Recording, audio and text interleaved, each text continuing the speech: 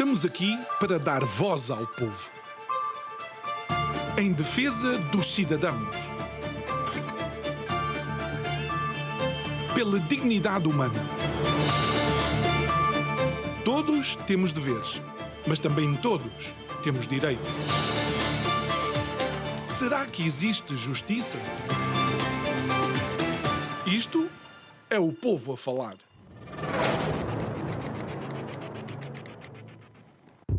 O caso Marquês e a detenção do ex-primeiro-ministro José Sócrates é um momento marcante na sociedade portuguesa.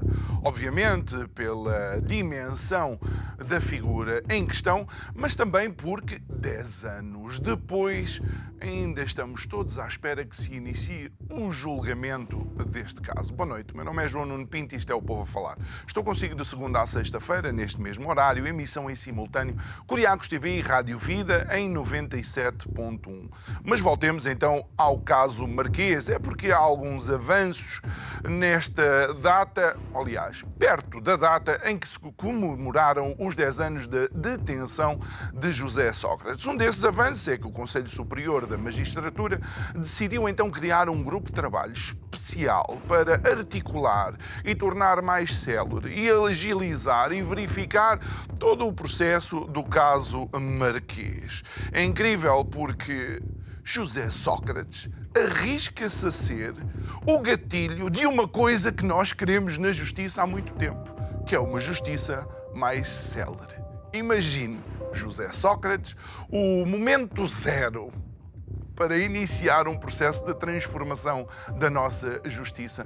Mas os paradoxos não ficam por aqui. São tantos que um dos procuradores da Operação Marquês é agora, atualmente, o Procurador-Geral da República, Amadeu Guerra. Bom, deixe-me utilizar aqui alguma ironia. Se pegássemos no filósofo Sócrates e o colocássemos numa qualquer das guerras que aconteceram na antiga Grécia, eu não sei se não teríamos que olhar para o caso Marquês e dizer Eureka. Digo eu, que não percebo nada disto.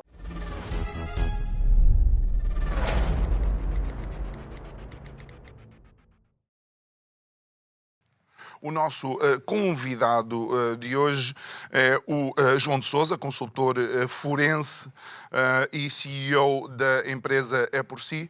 Muito boa noite, João. Muito obrigado por estares aqui connosco. Não é de todo inocente convidar-te para falar desta temática de José Sócrates. Antes de mais, vamos começar pelo tempo. Porquê tanto tempo? Justifica-se este tempo todo? E isto não traz para a linha da frente uma daquelas preocupações que tu tanto falas em relação à nossa justiça, que é, de facto, a demora com que os processos muitas vezes acontecem. Boa noite, João. Obrigado pelo convite. Não é inocente eu estar aqui, mas eu estou inocente. Gostava que isso ficasse dito.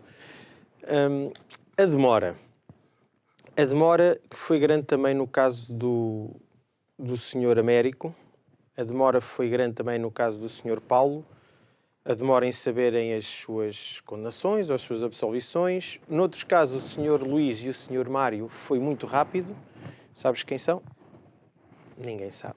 O José Sócrates, toda a gente sabe, e toda a gente agora está a olhar para a justiça e para as suas lacunas e falhas, porque é o José Sócrates, e é assim que o mundo se move e se movimenta. Foi bom, por um lado, existir um ex-primeiro-ministro que esteve a braços e ainda está com a justiça. Não vou dizer que foi bom ter sido preso preventivamente, apesar de eu ter lucrado muito com isso, mas não é esse o ângulo que eu queria apresentar.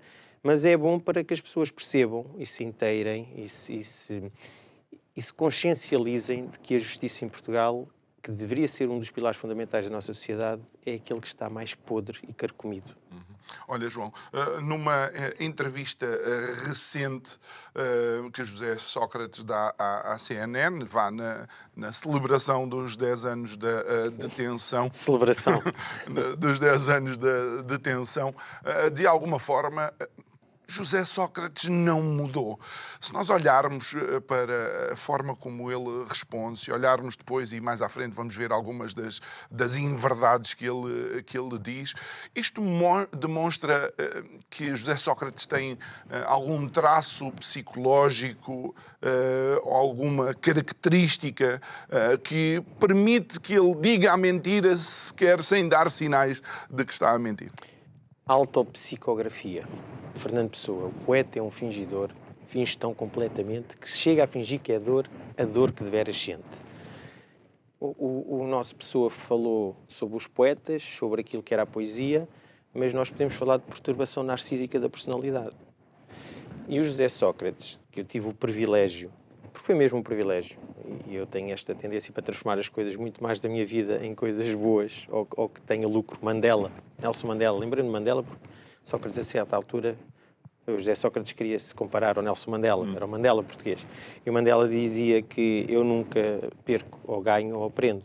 Portanto, eu aprendi muito, e o Sócrates, o senhor José Sócrates, durante a reclusão, teve traços muito evidentes de perturbação narcísica, que depois se exteriorizam naquilo que ele é e na figura pública que ele é. A persona pública José Sócrates, ex-primeiro-ministro, está colada a José Sócrates. Ou seja, ele não é outra coisa. Dentro da prisão, nós estamos sem o verniz, estamos expostos, temos que nos desnudar, ele nunca se desnudou, temos que nos sujeitar à ordem do guarda prisional para nos levantarmos da mesa, porque somos infantilizados, temos que recolher à hora prevista, essas coisas todas. José Sócrates nunca entrou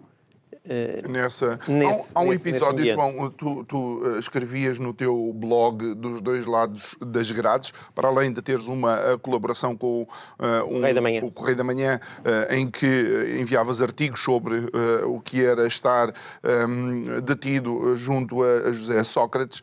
Há um episódio que tu contas num dos teus artigos em que há um guarda que é enviado pelo diretor da prisão para falar com o Sócrates, não é? O José Sócrates tem um sentido de humor fabuloso. As pessoas só veem aquela parte muito irascível, mas tem um sentido de humor fabuloso.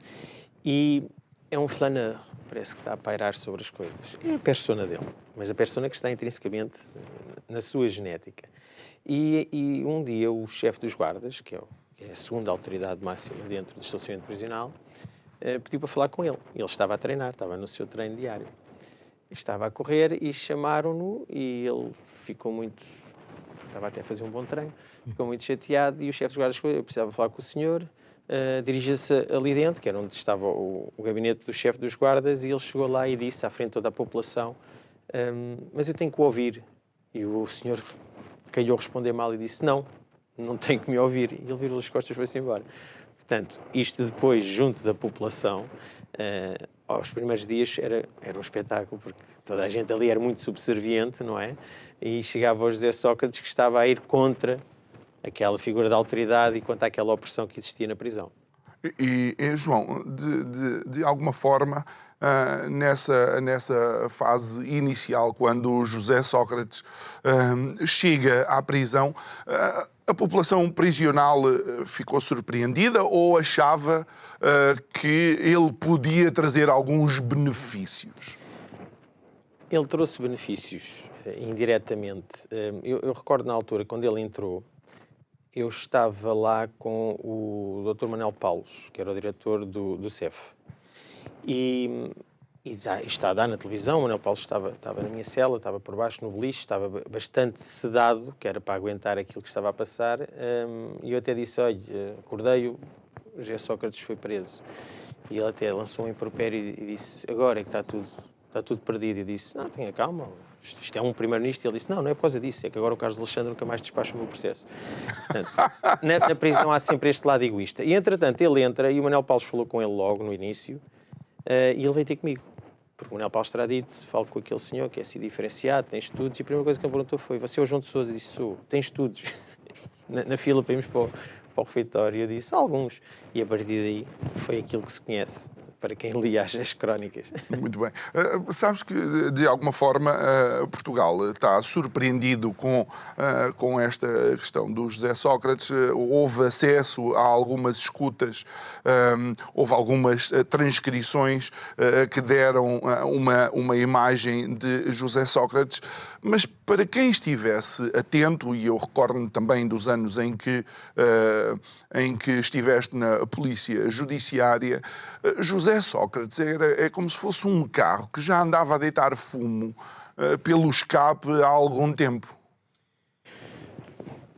Eu falo de conhecimento direto, porque eu estava colocado no Departamento de Investigação Criminal de Setúbal, da Polícia Judiciária, e era onde estava a investigação do Freeport. Nós não podemos esquecer que a doutora Cândida Almeida, que era a diretora do DCIAP, do Departamento Central de Investigação e Ação Penal, na altura recebeu o DVD dos ingleses, onde estava o tal Sr. Charles Smith. Que eu cheguei a ver, agora desapareceu. E o senhor falava, tinha afirmações muito comprometedoras, tinha provas, inclusive, e os ingleses desejaram colaborar connosco, ou prestar colaboração, e foi a própria diretora do CIAP que disse que não, nem sequer encaixava na lei portuguesa aquele tipo de prova. É também no Departamento de Setúbal que existe a investigação e existem problemas gravíssimos. Uma das inspectoras que estava com a investigação, sob a alçada da doutora Maria Alice Fernandes, que era a diretora do departamento, um dia veio ter comigo porque achava que eu poderia falar com o diretor nacional, porque existiam coisas muito graves no processo Freeport, ou seja, relatórios que desapareciam, diligências que eram realizadas e havia conhecimento, isto é comunicado por ela, que o primo do José Sócrates iria a um hotel, a um quarto hotel, receber o dinheiro em malas com dinheiro e essas coisas todas. Portanto, o José Sócrates já dessa altura, e sob escuta, noutros processos, já se sabia que tinha qualquer coisa que não estava bem. Mas lá está, nós estamos sempre na presunção de inocência. E há uma coisa que agora se fala sobre a justiça, sobre os prazos, sobre os 10 anos. A culpa, que morre sempre solteira, é neste momento inicial. O José Sócrates não era nada se fosse investigado isto inicialmente. E eu trago para casa aqui um elemento engraçado. Ou seja, ele era, na altura, secretário de Estado do Ambiente, creio eu, não é? Depois Ministro do Ambiente. Há uma tese de doutoramento de um Bruno Ricardo Vaz Paixão, cujo título é A Mediatização do Escândalo Político em Portugal no Período Democrático. Padrões de cobertura jornalística nos seminários de referência. É um doutoramento em Ciências de Comunicação na Universidade de Coimbra.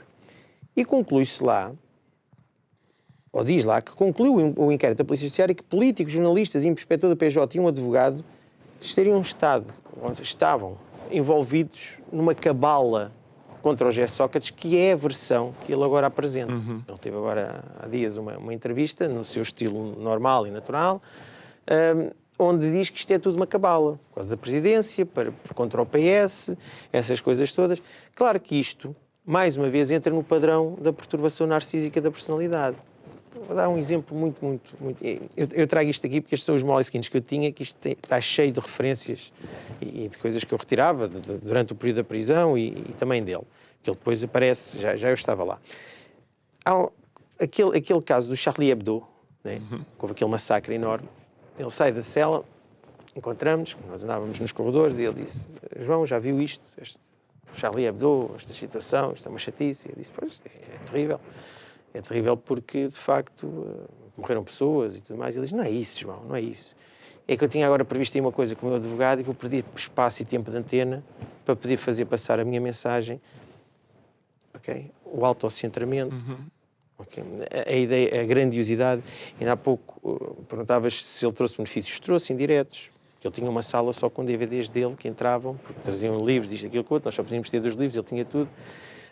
E na altura entrou, que não era permitido, o filme Ninfomaníaca, do Vaz Lundlis, que não era permitido ter esse tipo de filmes, e toda a gente batia palmas porque o Sócrates podia ter, porque toda a gente ia pedir ao Sócrates emprestado. Aquilo depois perdeu-se o filme, porque andava pelas celas todas. Portanto, isto é um tipo de personalidade e de pessoa que, de facto, vai sempre combater. E depois nós temos uma cultura nacional que ainda temos muitas ideias dos homens messiânicos e de referência. Há poucos dias ouvi acho que foi na Rádio Observador, alguém a dizer que não acredita nos grandes homens, no messianismo. Não, eu acredito. Sempre foram os grandes homens, com um número grande de homens que conseguiram levar consigo, que fizeram uma mudança. Agora, nós temos, e estudado pelo Gert Hofstede, o holandês, já falecido, nós temos uma distanciação ao poder muito grande. Nós acreditamos sempre no que nos dizem. O Sócrates, quando entrou na prisão, nem sabiam como haviam de falar com ele. Nós temos esta cultura muito de respeito, subserviência.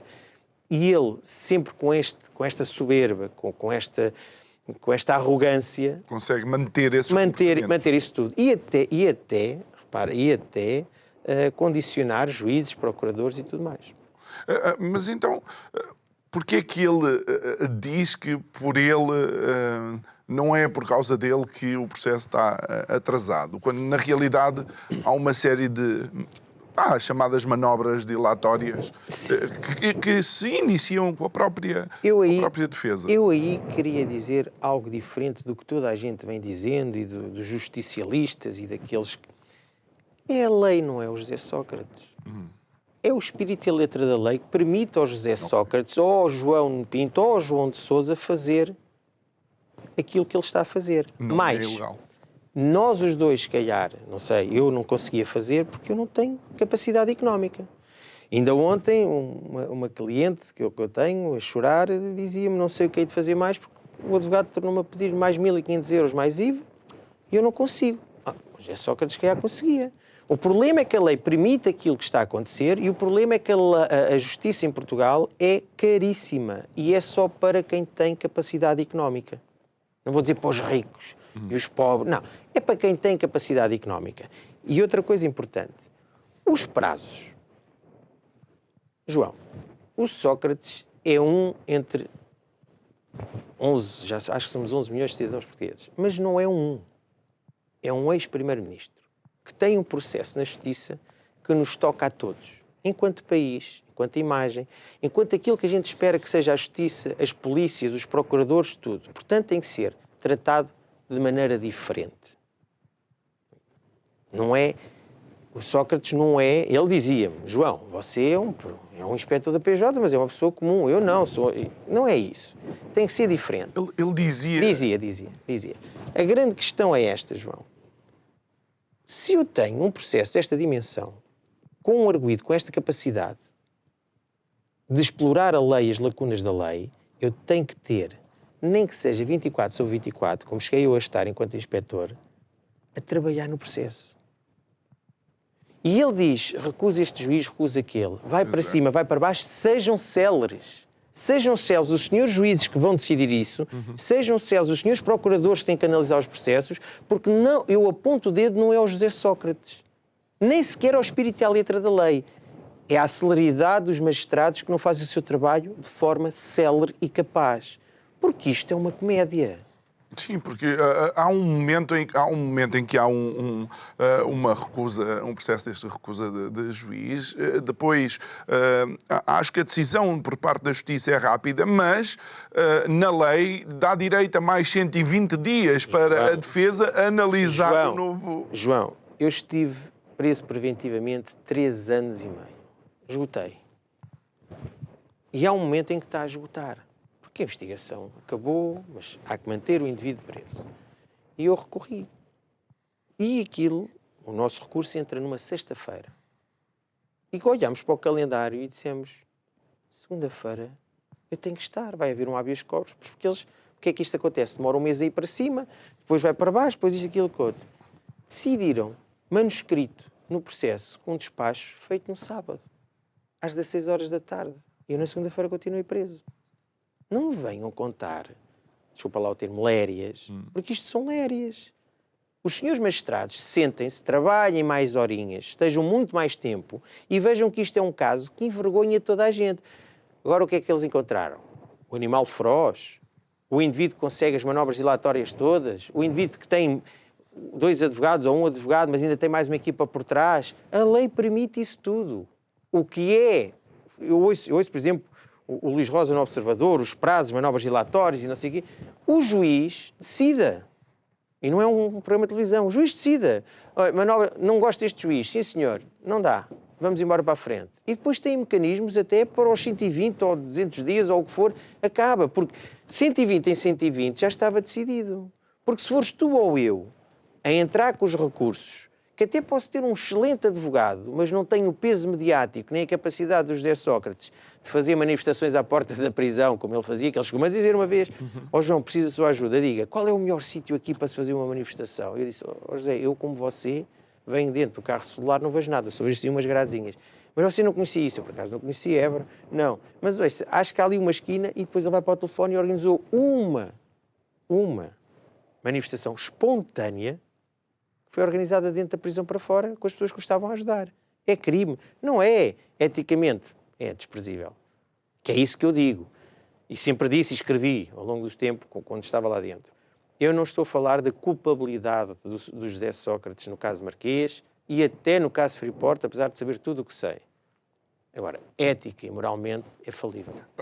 Mas isso demonstra, obviamente, que será mais provável que tenha cometido os crimes do que não. Ou seja, o traço de personalidade de um indivíduo, não sendo definitivo, digamos, na tomada de decisão, pode ser um indício forte de que o indivíduo João, pode ter feito alguma coisa. João, meu caro, eu fui condenado por prática de um crime de corrupção e violação de segredo de funcionário. Passado uns anos, fui condenado por dar um tiro na banheira. Então, porque já tenho aquele passado... Não foste condenado? Fui depois absolvido na apelação. Tá bem. Porque tenho aquele passado, porque tenho até assim uma personalidade um pouco histriónica também, de certeza absoluta que ele fez aquilo. Vamos com calma. Primeiro, o João de Sousa tem uma licenciatura em Psicologia, mas não exerce a Psicologia. Segundo, o João de Sousa não sujeitou o Sr. José Sócrates a qualquer psicometria. O João de Sousa, só de olhar, de ver, escreveu um texto em que diz que ele sofre perturbação narcísica da personalidade. Coisa que se calhar já se devia ter apurado neste momento, porque o Sr. José Sócrates já devia ter sido sujeito a essas coisas todas para a gente perceber, e o juiz que o vai, se alguma vez o condenar, ou julgar, não é condenar, julgar, saber o que é que se passa. Nós temos que ter muito cuidado nestas coisas. Okay? Freeport não conseguiu provar nada. Nada. Não se conseguiu provar nada. Acabaram com o processo. A doutora Maria Alice Fernandes dizia, estou aqui para assumir isto, temos que acabar com este processo, que isto até pode nos rebentar na cara e não dignifica a Polícia Judiciária, por amor de Deus. Mas aí há uma responsabilidade de Setúbal. Claro que há. Claro que há. E depois tem uma tese de doutoramento onde diz que políticos, jornalistas, inspector PJ e advogados estão envolvidos numa cabala contra o Sócrates. A grande questão é esta. As pessoas veem a camada de verniz. Temos muitas pessoas na televisão a falar sobre coisas que não sabem. Temos pessoas que... Eu, por exemplo, eu tenho grande admiração pelo Luís Rosa, que eu conheço e leio os livros dele e ouço. Mas o Luís Rosa nunca esteve dentro da Polícia Judiciária a ver o que é que foi investigado sobre o Sócrates ou não. Nem nunca esteve dentro se calhar já esteve muitas vezes, de um escritório de um procurador ou de saber como é que aquelas coisas fazem. Portanto, nós temos que ser verdadeiros com as pessoas que se queremos estar num quadrado destes a falar com as pessoas. O que está aqui em causa é isto. É vergonhoso que o indivíduo esteja 10 anos sem ser julgado. Vergonhoso até para o próprio indivíduo. Porque o que é que vai sair daqui? Vai sair daqui aquilo que eu lhe disse uma vez. No máximo. É um tráfico de influências. Se o colega lhe quer dar dinheiro, dá dinheiro. É tão simples, é tão fácil quanto isto. Estão amantizados. Ele conta-lhe anedotas, gosta de ouvir poemas do Sócrates. Sócrates fala-lhe sobre coisas bonitas e ele dá-lhe dinheiro. É que ninguém consegue provar o que está ali em causa. O que depois é terrível é nós termos toda uma comunicação social que já sabe muito mais do que as pessoas, que conhece estas coisas e que só para vender um jornal ou para dar audiência mete o José Sócrates na televisão a falar. E temos dois jornalistas que estão ali que o melhor que tinham a fazer era mandá-lo calar ou saia do estúdio porque você não está a responder a nada. Grande Manuela Moura Guedes. Grande Manuela Moura Guedes. E o que é que aconteceu a Manuela Moura Guedes? Que toda a gente sabe. Foi anulada.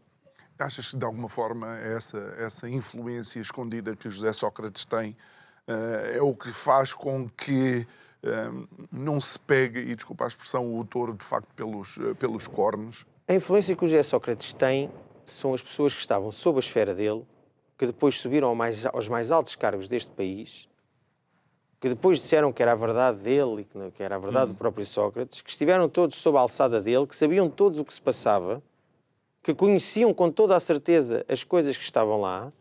É depois as direções da PJ que tinha a obrigação de fazer uma investigação idónea e isenta e depois colocam pessoas a dirigir as investigações que ocultam provas ou que sonegam e não põem as coisas cá fora.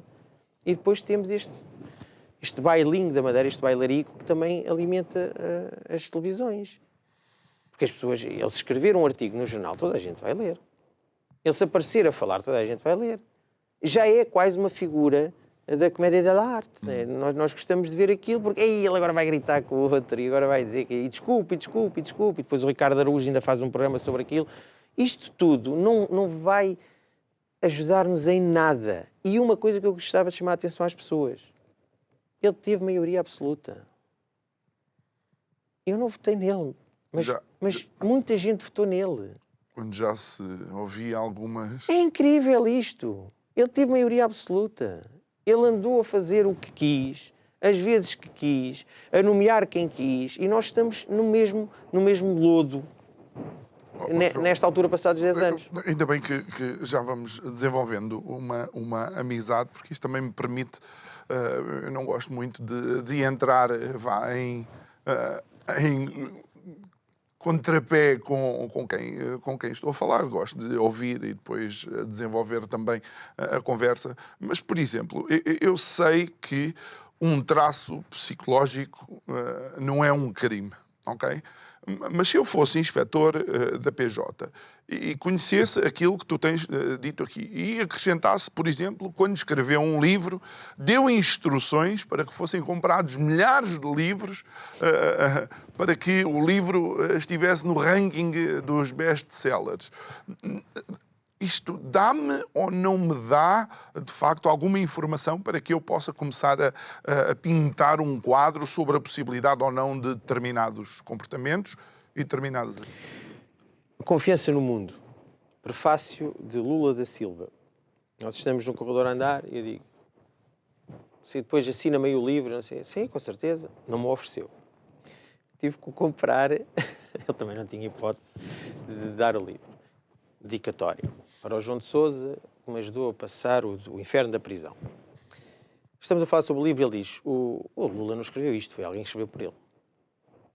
Ok, tudo bem. É deselegante. No mínimo deselegante.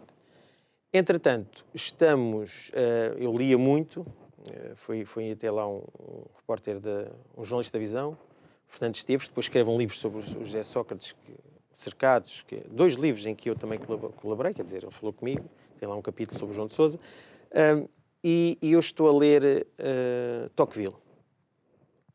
E ele diz, você lê isso? Leio. Muito bem. E começou-se a falar do livro. Ele começou a dar generalidades, banalidades, wikipédico. Ou seja, é falso, é mentiroso. É uma pessoa que eticamente, ele sabia que todos nós estávamos ali a passar o mesmo e ele telefonava quando queria. E dizia mesmo, mas João, mas eu tenho que telefonar porque eu tenho outro estatuto aqui dentro, estas coisas todas. Incrível. Ele nunca foi agredido dentro da prisão, porque era muito complicado, mas esteve quase para ser agredido dentro da prisão, porque ele achava que era uma coisa à parte disto tudo. Para dar a resposta a ti. Tendo conhecimento da PJ e as escutas que ouviu o PJ, que depois até foram eliminadas, sabendo o que sabia do Freeport, então, nem é preciso ser um grande psicólogo, não é? Não é preciso ver o traço. Eticamente, José Sócrates é uma falência. E preocupa-me muito que os meus concidadãos, a certa altura, lhe tenham dado uma maioria absoluta. Porque nós temos ainda aquela coisa de, pois, mas fez, não sei o que é que fez, mas fez, mas ele, pronto, e fez. Estas coisas todas que é da própria cultura portuguesa. E todos nós já devíamos ter expelido o José Sócrates do sistema e do nosso corpo. Mas queríamos estar... uma memória e, no entanto, continua... É uma memória, porque nós... Isto que se vê agora constantemente é para dar audiências. E é uma vergonha para a justiça o José Sócrates ainda não ter ido, não é ser condenado, atenção, não ter ido a julgamento. Porque isto passa a mensagem que se tu tiveres dinheiro, consegues fazer o que consegues. Se tu tiveres estatuto, consegues fazer o que consegues. Okay? O José Sócrates esteve na prisão 9 meses. Saiu a 4 de setembro, 2 dias ou 3 antes do seu aniversário. E eu estava lá já há bastante tempo, em preventiva, e queria pulseira. Tinha 3 filhos em casa, queria a pulseira. E ele dizia, João, a pulseira é para tipos que acham que têm culpa, para homens menores. E a seguir o Miguel Sousa Tavares veio fazer um artigo sobre isto, a dizer que a pulseira, que ele tem que pedir pulseira, que é uma anilha para os pombos. Foi praticamente nesse dia que ele levando um chapadão na cara. Não, sério, que é para utilizar até a expressão do Miguel Sousa Tavares, que diz que uma vez ia dar um chapadão a alguém. Ele, nesse dia, se eu fosse outra pessoa, ele tinha levado um chapadão na cara. E ali perdoa-se tudo. É como em Las Vegas. Basta o guarda não ver. E este tipo de conversa, perante homens que estão ali a penar, porque ele era o único inocente da prisão. Ele era o único prisioneiro, o único preso político. Ele era o Mandela. Ele estava a seguir as pisadas de Mário Soares. Este é um tipo completamente narcísico e louco. É completamente louco e facilmente manipulável. Nós fartávamos de rir. Ele saía da cela, vinha ter comigo de manhã. João, o que é que achou? Eu não vi. Eu nunca via. O meu advogado, e eu dizia ao pessoal, querem ver o telefonema? Epá, aquilo teve mal por isto, aquilo e aquilo outro. Ele, por alguma razão, achava que... É verdade. Depois ia para o telefone dar gritos. Porquê é que você diz isto, aquilo? E o pessoal ali... Não, mas a gente tem que ter alguma diversão na prisão, senão morremos lá. Portanto, a questão é esta. Olhem para o personagem, olhem para o homem, olhem para a nossa justiça, porque isto é uma vergonha pegada. E estamos a apontar as coisas para o sítio errado. Apontemos também para os magistrados que já deviam ter resolvido estas coisas todas e dito, chega, tem todo o direito de defesa, pode fazer tudo o que quiser, mas resolvam em tempo, porque 10 anos é muito. Olha, e agora em termos de justiça do processo, ter um Procurador-Geral da República, que foi um dos procuradores do processo, não é preocupante? José Sócrates utiliza isso como um argumento, não é? O Procurador-Geral da República, supostamente, de acordo com a lei, está a prazo. Que é outra coisa incrível.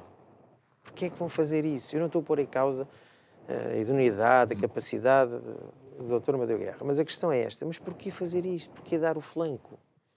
Mais uma coisa para explorar. Parece quase que eles não querem. Agora, porque é procurador, porque esteve... Não interessa. A idoneidade acima de tudo. As pessoas são idóneas até prova em contrário.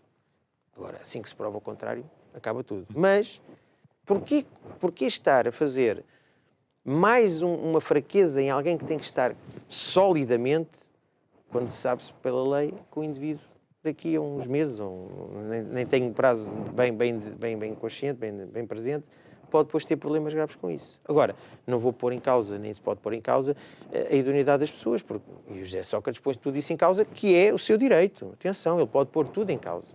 Ele pode pôr tudo em causa, ele pode passar, porque há outra coisa importante, e voltando aos magistrados, é que os prazos existem para o arguido, mas para os magistrados são só referenciais. Referenciais em que sentido? Em que sentido? Que não há prazo definido. Tu tens um processo que vai, por exemplo, para a relação. 4, 5, 6 meses. 4, 5, 6 meses? Não, tem que ser em tempo. Para o arguido, ele paga as taxas.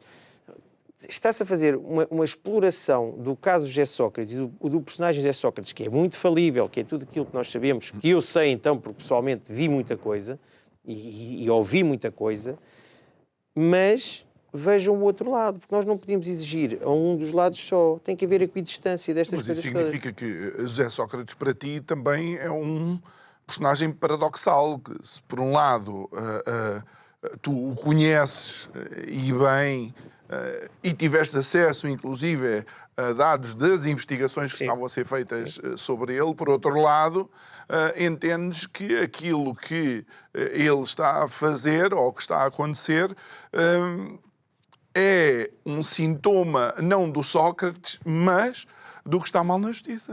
Repara uma coisa, quando o doutor Ricardo Salgado foi ouvido pelo doutor Carlos Alexandre, ele foi para a audição de carro com um motorista e veio de lá de carro com motorista. Porquê é que não fizeram a detenção do doutor Ricardo Salgado? Não era assim um indício tão forte? Ele até está em julgamento agora. A justiça está mal, porque é forte com os fracos e fraco com os fortes. Ele chegou a ir para a Sardenha de férias e tudo. Já Portanto, nós quando temos estas coisas, que depois vão na espuma dos dias, estas coisas são muito importantes. E o povo não pode acreditar nunca na justiça, se for um povo informado, ou na nossa justiça portuguesa, porque há uma diferenciação de tratamento entre os arguidos. Sejam eles pessoas poderosas, ricas, que sempre foi assim ao longo da história da humanidade. Só que nós estamos numa fase da evolução em que isto já é muito complicado de se conseguir. Só que o nosso povo, os meus concidadãos, ninguém grita. Olha, por falar em livros há pouco, nunca pensaste em escrever um livro, porque com tantos apontamentos e sendo uma figura que vende...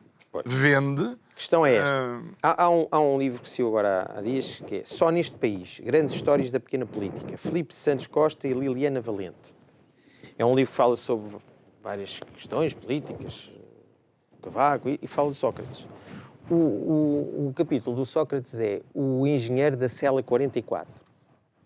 Lamento, ele nunca esteve na cela 44. Ele era o recluso 44. E nem devia de ser tratado pelo número, porque as pessoas em reclusão têm que ser tratadas pelo nome. É uma questão de dignidade. E agora pergunto-te eu, quem é que se ia interessar por um livro escrito pelo João de Sousa, ex-recluso de Évora, que privou durante 9 meses com o Sócrates, que tomou banho com o Sócrates, que foi inspetor 20 anos na Polícia Judiciária, que sabe como se investiga e como não se investiga, que teve contacto direto com a investigação do Freeport e foi preso e condenado por causa das coisas que ele andou a denunciar do Freeport? Ninguém vai ter interesse nisso. Pelo menos eu teria. Mas és o único que compravas o livro. Tens todos os ingredientes. Não tá. Eu acho que não, porque eu reparo, eu vejo na televisão pessoas a falar sobre isto, e pessoas a falar sobre a prisão, e sobre o Sócrates, dizer que a prisão é má, e o Estado... Eles não estiveram lá, eles chamam-se a prisão é má. Eles nem sabem se o José Sócrates tem os glúteos fortes ou descaídos, não sabem se ele tomou bem com shampoo azul ou amarelo. Eu, por acaso, sei. Mas quem é que tem interesse nisso? Bom, é menos um livro. Isso significa que também ficamos um pouco vítimas daquilo que possa aparecer. Eu, por acaso, conheço-te, converso contigo e consigo tirar a limpo se é verdade o que aparece ou não. Não crees que também tens uma responsabilidade para com a veracidade dos factos? Eu venho aqui e falo contigo e vou dizendo umas coisas.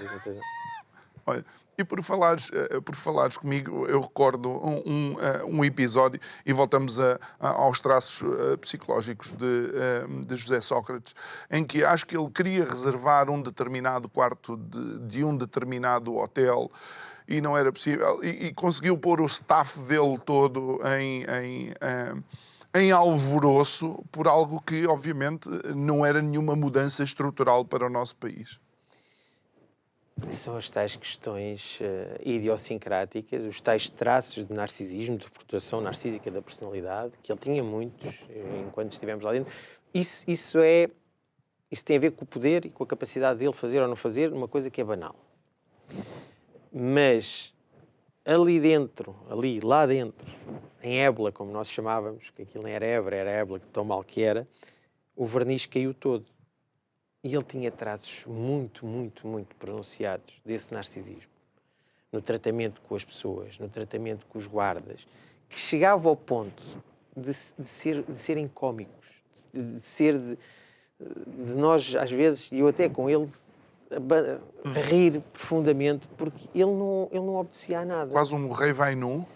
Ele dizia, que eu comecei a escrever as crónicas para o Correio da Manhã, que tinha muito interesse se ele mudava de roupa interior, se estava sujo, se estava coisa. Eu utilizei o Sócrates, José Sócrates, para passar mensagens do estado da reclusão em Évora e para haver melhorias, e houve muitas.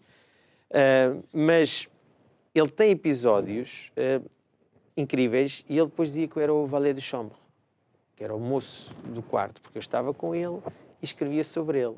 Dizia os segredos cá para fora. Até houve depois a altura que aquilo depois, progressivamente, e então quando aquela história da anilha para os pomos e aquilo tudo, e as coisas que ele fazia lá dentro, ou que faziam a ele, os próprios guardas, depois até foi corrido o diretor, isto é uma das vitórias grandes, e não foi ali um movimento socialista, foi mesmo o João de Sousa que mais um que era muito grande e que obrigava os outros a assinar. Isto é assim na prisão. E nós conseguimos correr com ele. Mas ele tinha situações em que achava que o tratamento que ele devia ter tinha que ser diferenciado dos outros. E há um dia em que vão fazer uma rusga grande às celas. Vão fazer uma rusga, tratam daquilo tudo, e ele vem ter comigo. Ele vem sempre ter comigo. João, aconteceu-lhe alguma coisa hoje de manhã? Eu assim, aconteceu. Uma rusga, toda a gente tem que ser sujeita a isto. Que violência. Isto é uma coisa muito, muito violenta. E estas coisas dos horários, isto tem algum jeito.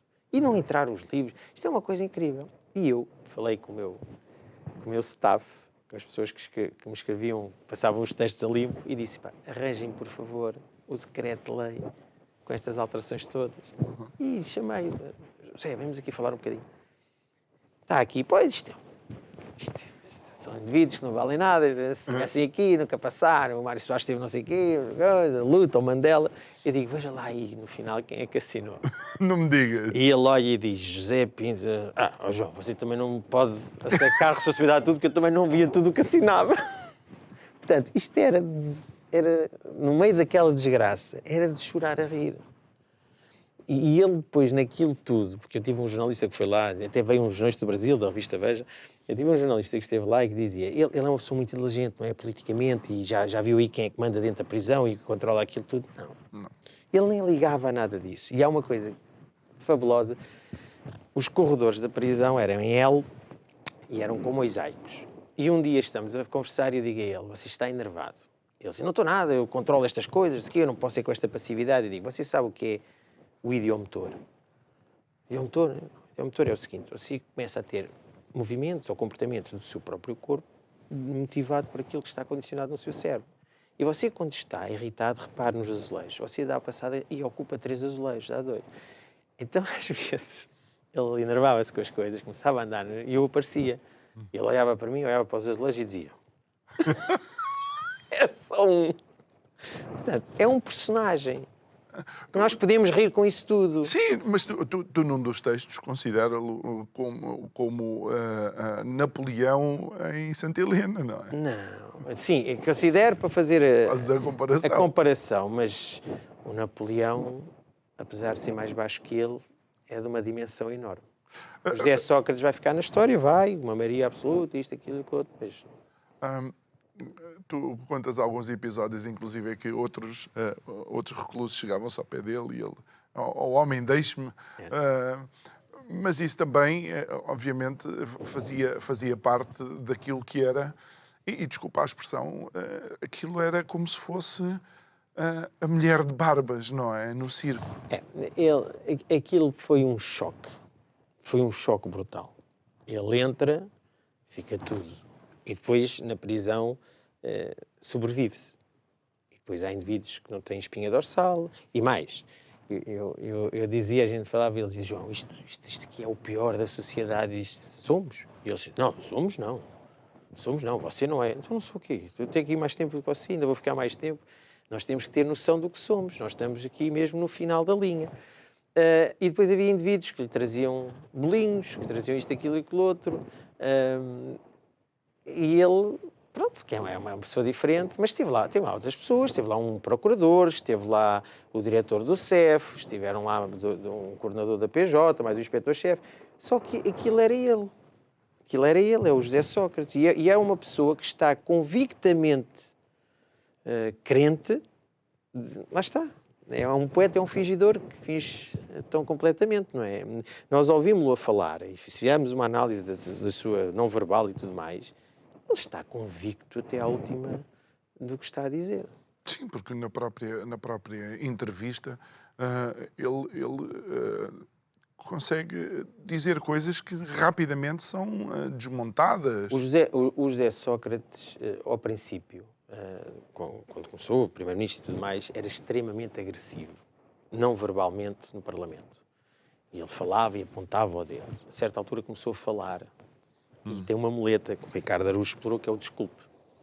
Desculpe, ele pede desculpa e a seguir arrasa aquilo tudo. Ele, na altura, nós falámos, ele teve um coach, um brasileiro que tratou dessas coisas todas. Mas ele, não verbalmente, não transmite insegurança, não transmite nada. Nada, porque ele está convicto. Ele acha que um indivíduo facultar dinheiro, ele ter uma vida que não é com o dinheiro dele, que é com o dinheiro de outrem, porque isso já está admitido, é absolutamente normal. Isso será absolutamente normal se o indivíduo for muito rico, se aquele dinheiro for mesmo do indivíduo, lhe der o dinheiro para ele. Que é isso que a justiça não vai conseguir provar.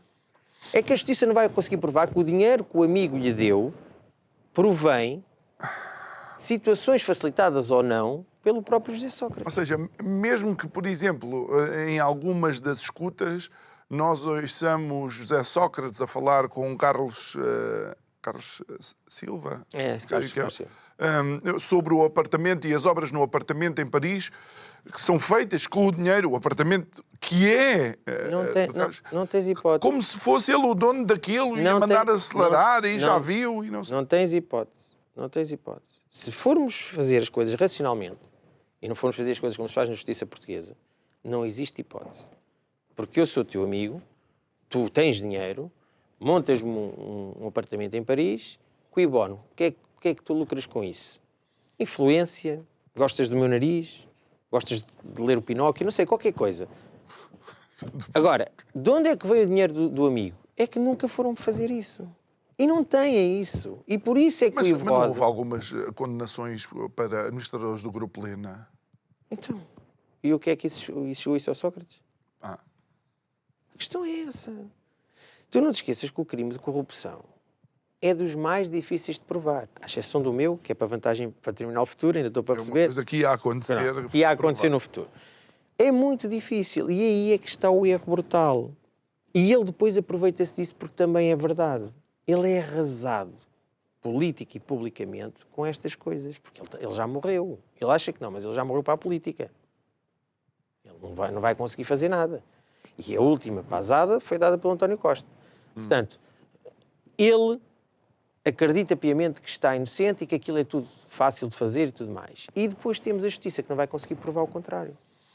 E já ouvi também os zunzuns, e já que... de que, eventualmente, aqui a questão é que parte do dinheiro que era conseguido por estas eventuais ou alegadas manobras deveriam, alegadamente, ter chegado era às contas do partido. Isso não sei. Não sei, mas se quiseres ir para o traço de personalidade e perfil, supostamente, eventualmente, e atendendo ao perfil, ele nunca deixaria chegar às contas do partido. Era para ele. Fazendo o traço de personalidade. Portanto, agora não podemos também passar de uma parte para outra. Ele perfeitamente legitimado para fazer aquilo que bem entendesse, não é? O que eu conheço dele, no pior dos momentos da vida dele, no buraco, ele não dividia nada com ninguém. João, nos últimos 2 minutos da nossa conversa, em que é que este caso vai marcar ou não a justiça portuguesa? Em nada. Porque nós somos um povo passivo, porque vai haver um Big Brother, vai haver uma telenovela, começou agora uma muito bonita, entretanto vem outro caso, entretanto alguém tem que derrubar o Montenegro, depois alguém tem que conseguir que o Chega também não vá para a frente, e andamos nisto. Porque nós não somos um povo com participação cívica e com real interesse pela coisa pública. Desde que o nosso quintal esteja bem, está tudo bem. E acabamos por ser todos prejudicados, porque claro é o mesmo sistema que não resolve o Sócrates, que depois resolve rapidamente o nosso quando é contra nós. Só para terminar, nós se fôssemos um povo que pensasse estas coisas, o PS durante uns anos já não podia ganhar eleições. Porque ainda estão lá todos. Alguns deles foram, de facto, parte do... E repara uma coisa, e eu estou a dizer isto não por dizer que as pessoas são culpadas ou não por dizer que o José Sócrates é culpado, é porque depois a mulher de César não basta ser séria. E na política o que parece é. Portanto, o PS nunca poderia ter ganho o que ganhou a seguir. Muito bem. Então temos que começar a assumir a nossa parte de responsabilidade também no estado das coisas. Exatamente. João de Sousa, muito obrigado por ter estado aqui connosco. O CEO da É Por Si. Também convido a visitar o site da É Por Si, a página nas redes sociais, quem sabe, Deus queira que não possa ser necessário os serviços desta empresa e conhecer o João. Resta-me agradecer, desejar-lhe uma ótima noite e amanhã estamos de volta para mais um programa. Obrigado.